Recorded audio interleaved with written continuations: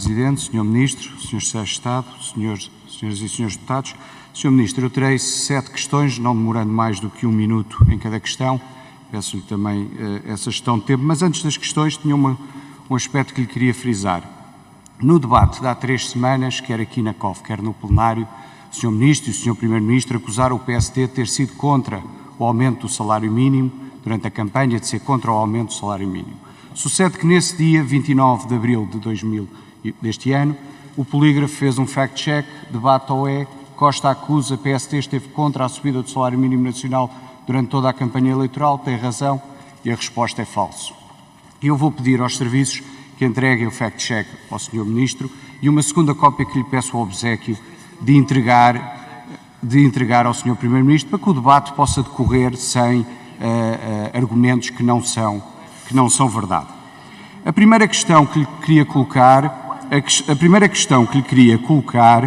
é que o Governo definiu em 2022 que o aumento do salário dos funcionários públicos seria igual à inflação de 2021. Eu fiz-lhe esta pergunta há 3 semanas, não obtive resposta. Porquê que aumentam os salários da função pública em 0,9 quando o IPC foi de 1,3 o ano passado? Muito obrigado. Muito obrigado, Sr. Deputado. Então, agradeço que nós não estamos no plenário, portanto não há dá pleno para fazer chegar, não estamos num debate parlamentar, estamos na apreciação da especialidade do orçamento, mas quando entregar aos serviços da Comissão de Orçamento e Finanças, obviamente a mesa fará distribuir. Sr. Ministro, faço favor, a palavra é sua.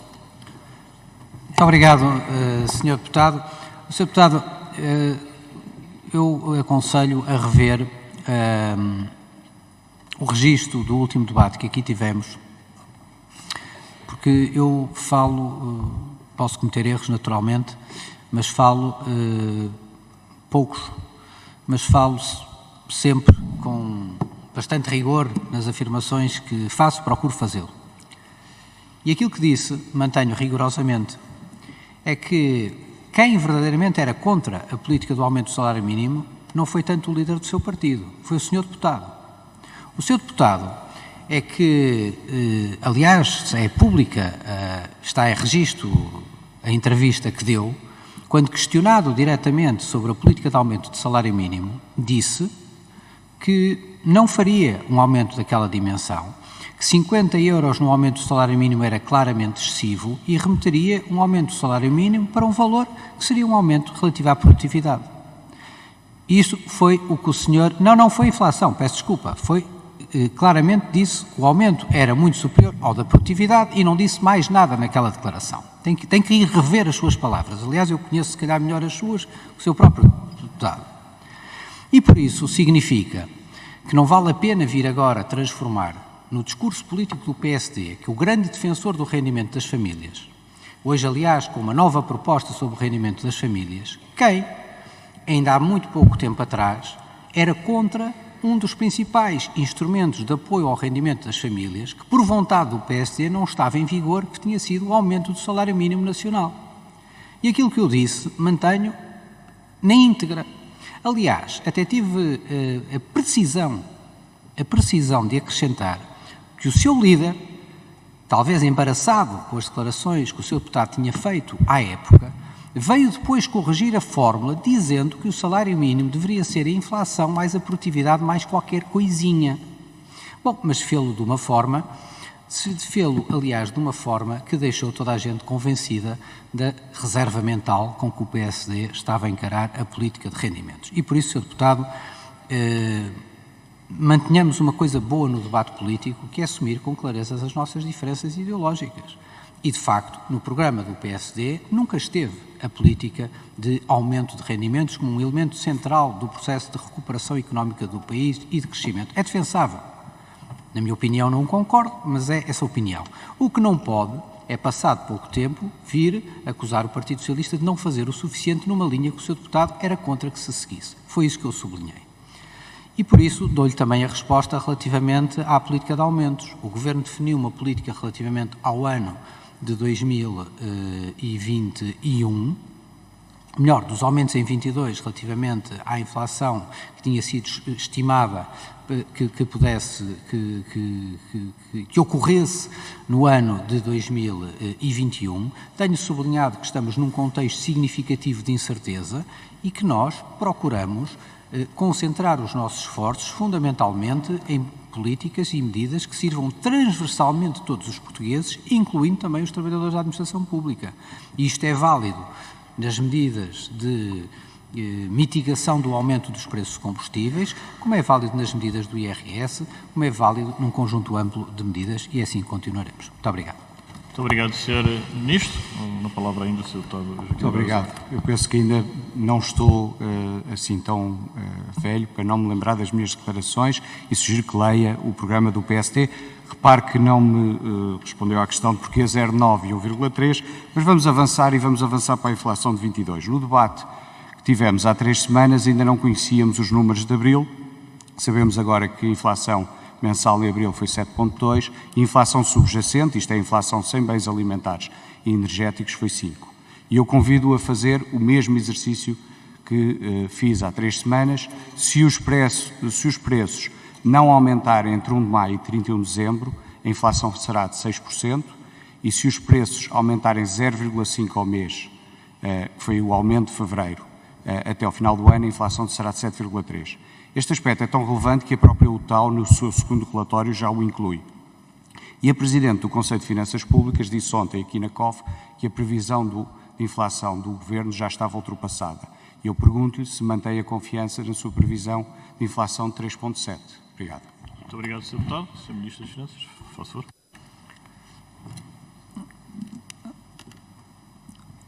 Sr. Deputado, só para que, também para encerrar o tema, mas também para que não restem dúvidas, eu posso sugerir que recomendo, aliás, a leitura do que referiu o Presidente do Conselho Estratégico Nacional do PSD, Joaquim Miranda Sarmento, considerando que o aumento do salário mínimo deveria ser, entre aspas, substancialmente inferior ao que tinha sido, admitindo que colocaria a fasquia nos 705 euros no próximo ano, isto é, distante do que é o valor atual do salário mínimo nacional.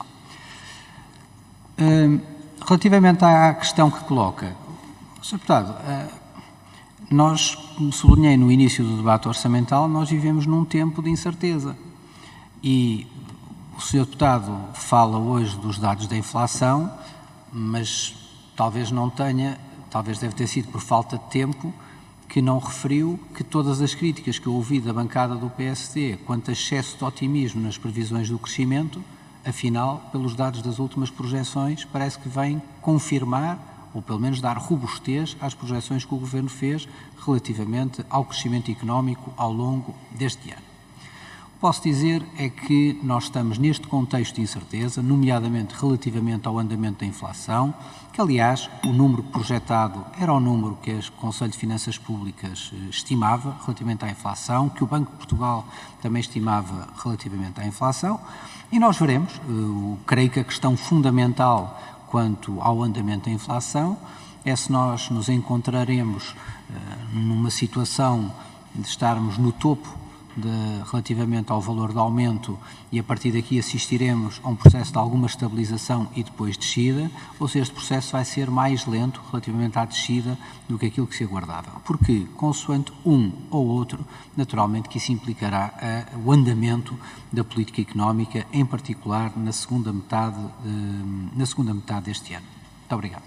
Muito obrigado, Sr. Ministro. Sr. Deputado, faz favor, e nos aplaude. Muito obrigado.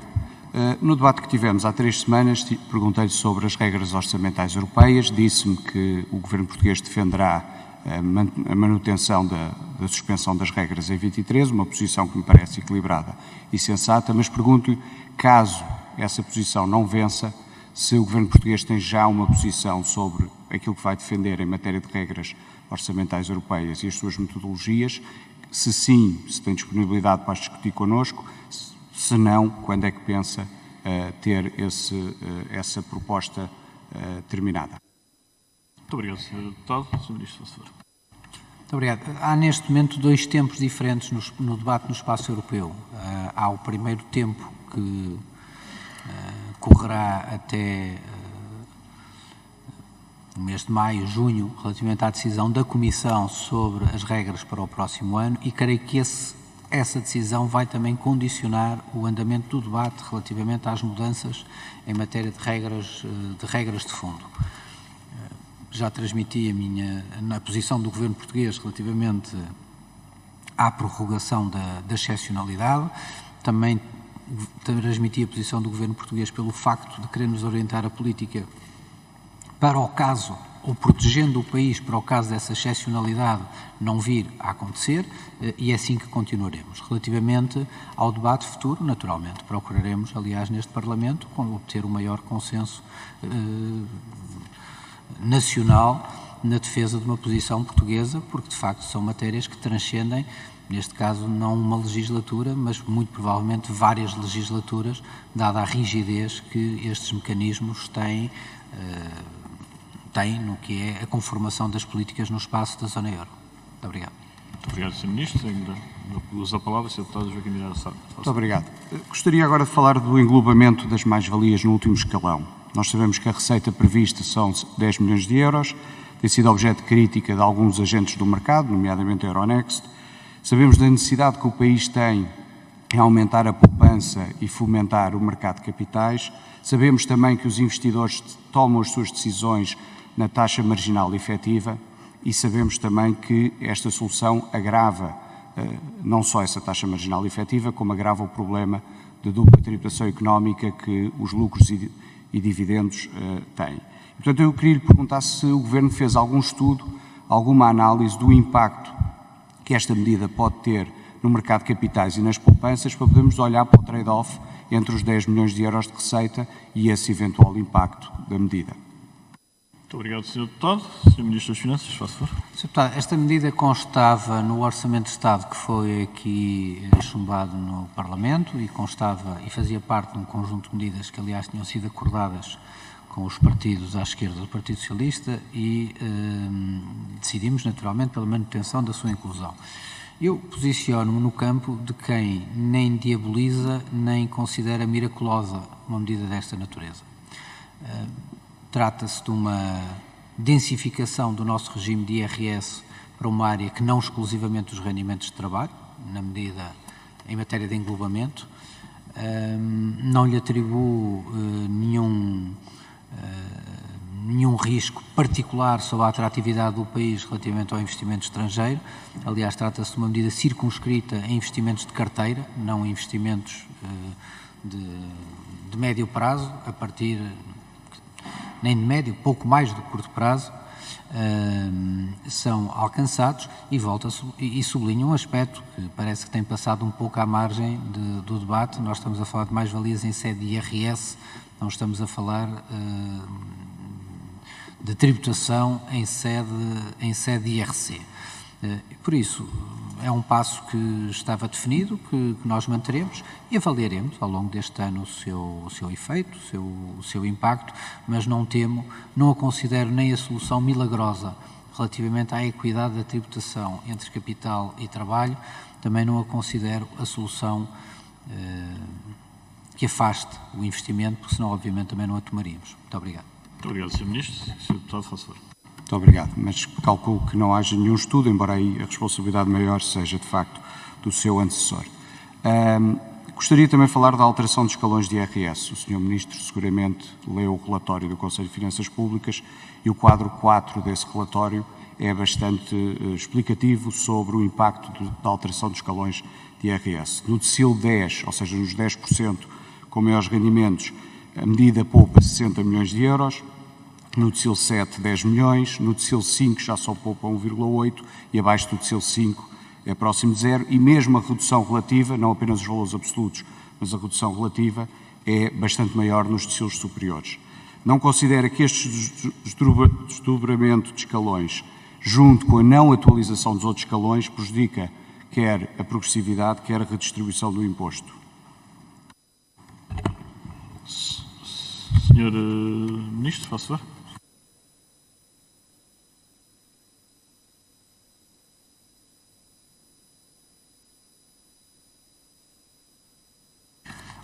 Sr. Deputado, As alterações que são feitas relativamente ao desdobramento dos escalões neste orçamento não podem ser desligadas das alterações que já fizemos relativamente ao desdobramento dos escalões.